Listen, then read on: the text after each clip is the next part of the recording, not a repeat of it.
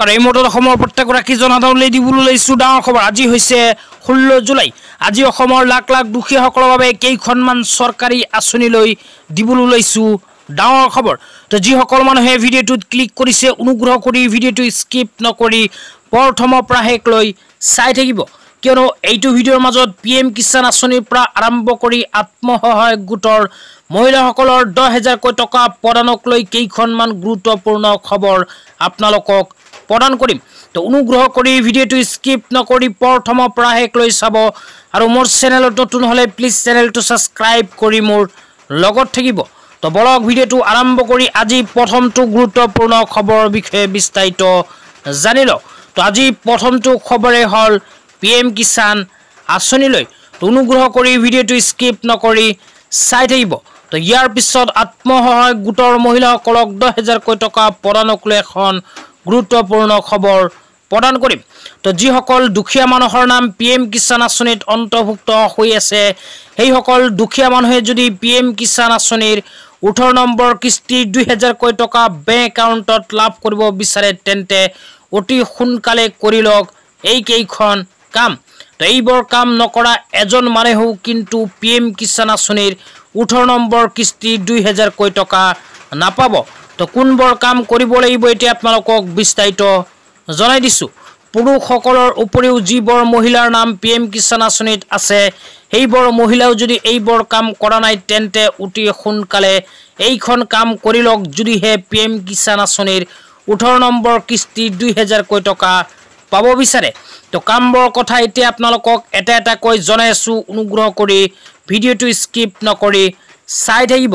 তো আপোনালোকৰ নাম যদি PM কিষাণ আঁচনিত অন্তৰ্ভুক্ত হৈ আছে তেন্তে বাধ্যতামূলক বেংক একাউণ্টৰ লগত আধাৰ কাৰ্ড লিংক কৰিব লাগিব যদিহে আপোনাৰ বেংক একাউণ্টত PM কিষাণ আঁচনিৰ টকা পাব বিচাৰে। তো ইয়াতে 1 নম্বৰতে লিখা চাব পাৰিছে link Aadhaar with bank account. তো ইয়াতে 1 নম্বৰতে কোৱা হৈছে যে বেংক একাউণ্টৰ লগত বাধ্যতামূলক আধাৰ কাৰ্ড লিংক কৰিব লাগিব যদিহে PM কিষাণ আঁচনিত আপোনাৰ নাম অন্তৰ্ভুক্ত হৈ আছে। তাৰপিছত 2 নম্বৰত কোৱা হৈছে গেট দিয়াৰ EKYC ডান। তো যিসকল মানুহে PM কিষাণ আঁচনিত আবেদন কৰিছে কিন্তু এতিয়ালৈকে PM কিষাণ আঁচনিৰ EKYC কৰা নাই, সেইসকল মানুহে যদি PM কিষাণ আঁচনিৰ 18 নম্বৰ কিস্তিৰ 2,000কৈ টকা পাব বিচাৰে তেন্তে অতি সোনকালে CHC চেণ্টাৰত গৈ কৰিব লাগিব PM কিষাণ আঁচনিৰ EKYC। তাৰপিছত 3 নম্বৰত কোৱা হৈছে আপলোড কাৰেক্ট লেণ্ড ডকুমেণ্টছ। তো যিসকল মানুহে PM কিষাণ আঁচনিৰ লগত মাটিৰ তথ্য পাতি আপডেট কৰা নাই, সেইসকল মানুহে অতি শীঘ্ৰে মাটিৰ তথ্য পাতি আপডেট কৰিব লাগিব যদিহে PM কিষাণ আঁচনিৰ 18 নম্বৰ কিস্তি ধন পাব বিচাৰে। তো এইকেইখন কাম যিসকল মানুহে কৰা নাই অতি সোনকালে কৰি লওক। তেতিয়া আপোনালোকক দিবলৈ লৈছোঁ আজি দ্বিতীয়টো খুবেই গুৰুত্বপূৰ্ণ খবৰ। অনুগ্ৰহ কৰি ভিডিঅ'টো স্কিপ নকৰি চাই থাকিব।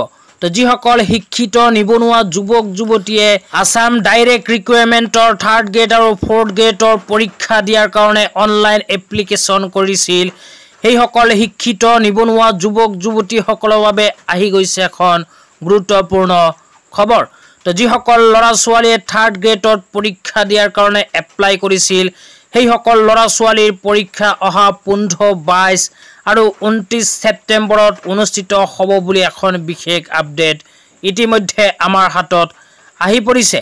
লগতে যিসকল শিক্ষিত ল'ৰা ছোৱালীয়ে আছাম ডাইৰেক্ট ৰিকুৱাৰমেণ্টৰ 4th গ্ৰেডৰ পৰীক্ষা দিয়াৰ কাৰণে অনলাইন এপ্লিকেশ্যন কৰিছিল, সেইসকল ল'ৰা ছোৱালীৰ পৰীক্ষা 20 আৰু 27 অক্টোবৰত অনুষ্ঠিত হ'ব বুলি এখন বিশেষ আপডেট আমাৰ হাতত আহি পৰিছে। লগতে যিসকল অসম আৰক্ষীত আবেদন কৰিছিল, সেইসকলৰ শাৰীৰিক পৰীক্ষা বা ফিজিকেল টেষ্ট অহা 3 অক্টোবৰত অনুষ্ঠিত হ'ব বুলি অসমৰ মাননীয় মুখ্যমন্ত্ৰী ডক্টৰ হিমন্ত বিশ্ব শৰ্মা ছাৰে ফেচবুক লাইভৰ জৰিয়তে বিশেষ আপডেট প্ৰদান কৰিছে। তো এতিয়া আপোনালোকক দিবলৈ লৈছোঁ আজি তৃতীয়টো খুবেই গুৰুত্বপূৰ্ণ খবৰ। অনুগ্ৰহ কৰি ভিডিঅ'টো স্কিপ নকৰি চাই থাকিব। তো আজি তৃতীয়টো গুৰুত্বপূৰ্ণ খবৰ হ'ল অসম চৰকাৰৰ কেবিনেট বৈঠকৰ কেইখনমান গুৰুত্বপূৰ্ণ সিদ্ধান্ত। তো অসম চৰকাৰে কেবিনেট বৈঠকত কেইখনমান গুৰুত্বপূৰ্ণ সিদ্ধান্ত গ্ৰহণ কৰিছে। কি সিদ্ধান্ত গ্ৰহণ কৰিছে চৰকাৰী আঁচনিলৈ এতিয়া আপোনালোকক পোনপটীয়াকৈ জনাই দিছোঁ। তো চৰকাৰী আঁচনিলৈ গ্ৰহণ কৰা সিদ্ধান্তৰ ভিতৰত প্ৰথম সিদ্ধান্তটোৱেই হ'ল যে অসমৰ জনসাধাৰণৰ খাদ্য সুৰক্ষা সুনিশ্চিত কৰাৰ বাবে চৰকাৰৰ প্ৰচেষ্টা অব্যাহত ৰাখি অতিৰিক্ত 15 লাখ নতুন হিতাধিকাৰীক প্ৰদান কৰিব অসম চৰকাৰে ৰেচন কাৰ্ড। এতিয়ালৈকে যিসকল দুখীয়া মানুহে ৰেচন কাৰ্ড লাভ কৰা নাই সেইসকল দুখীয়া মানুহৰ কাৰণে আহি গ'ল ভাল খবৰ। আকৌ অসম চৰকাৰে 15 লাখ মানুহক প্ৰদান কৰিব ৰেচন কাৰ্ড। তো তাৰপিছত দ্বিতীয়টো আঁচনিৰ বিষয়ে কি কোৱা হৈছে আপোনালোকক পঢ়ি শুনাই দিছোঁ। তো তাৰপিছত লিখা আছে নিৰ্বাচনী প্ৰতিশ্ৰুতি পূৰণৰ লক্ষ্যৰে অৰুণোদয় আঁচনিৰ অধীনত যোগ্য হিতাধিকাৰীৰ সংক্ষিপ্ততা তদাৰক কৰিবলৈ কেবিনেটত উপসমিতি গঠন কৰা হৈছে। সমিতিয়ে এমাহৰ ভিতৰত ইয়াৰ প্ৰতিবেদন দাখিল কৰিব। তো যিসকল মহিলাই এতিয়ালৈকে অৰুণোদয় আঁচনিত নিজৰ নাম অন্তৰ্ভুক্ত কৰিব পৰা নাই সেইসকল মহিলাৰ কাৰণে আহি আছে সোণালী সুযোগ। অসম চৰকাৰে আকৌ নতুনকৈ আৰম্ভ কৰিব অৰুণোদয় আঁচনিৰ আবেদন। তো এই সুযোগতে আপোনাৰ নামখন অৰুণোদয় আঁচনিত অন্তৰ্ভুক্ত কৰি ল'ব পাৰিব। তো তাৰপিছত আৰু কোৱা হৈছে আত্মনিৰ্ভৰ অসম অভিযানৰ অধীনত এই বছৰ ছেপ্টেম্বৰত 30,000 যুৱ উদ্যোগীক অসম চৰকাৰে প্ৰদান কৰিব 1 লাখকৈ টকা। তেতিয়া আপোনালোকক দিবলৈ লৈছোঁ আজিৰ চতুৰ্থটো খুবেই গুৰুত্বপূৰ্ণ খবৰ। অনুগ্ৰহ কৰি ভিডিঅ'টো স্কিপ নকৰি চাই থাকিব।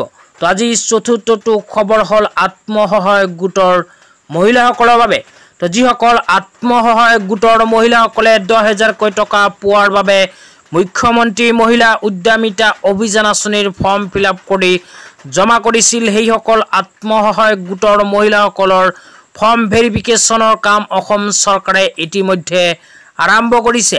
যিসকল আত্মসহায়ক গোটৰ মহিলাসকলে ফৰ্ম ফিল-আপ কৰাৰ সময়ত সঠিককৈ মোবাইল নম্বৰ দিছিল সেইসকল আত্মসহায়ক গোটৰ মহিলাসকলৰ মোবাইল নম্বৰত আহি গৈছে ফৰ্ম ছাবমিটৰ SMS।